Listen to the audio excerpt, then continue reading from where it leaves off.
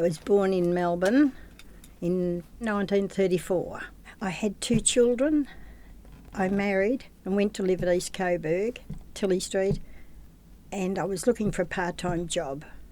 And someone said there was a vacancy in the canteen, and I went to work there, clearing the tables, taking the dirty dishes out to the washroom, doing all that.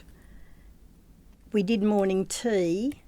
Teams of 2 women would go over to Building 8 to the tea room there and make morning tea and coffee, put them on a trolley and gave them out to the different people working on each floor.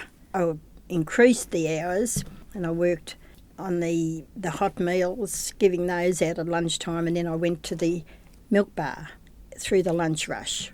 And I transferred to the photo shop. Being always interested in photography since I was young, I wanted to get into the photo shop. When I was in the photo shop at Moomba, when the big procession was on, we had a caravan. So there were people coming up all the time they wanted to buy a new film, or if something went wrong with their camera. I could never get my holidays at Christmas. So I went to the personnel office and said, have you got any other jobs where I can get my holidays at Christmas? And they said, only full time. Can you work in an office? And I said, oh yes.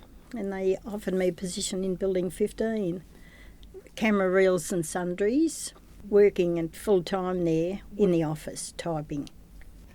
Mostly women in the camera assembly. It was mixed out in the moulding, all men in the tool room.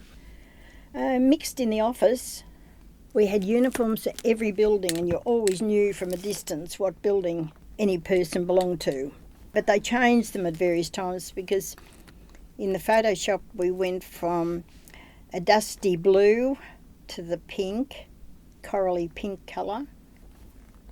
Good firm to work for, and I did enjoy being there. But you go in cycles, you have to move on to another part of life.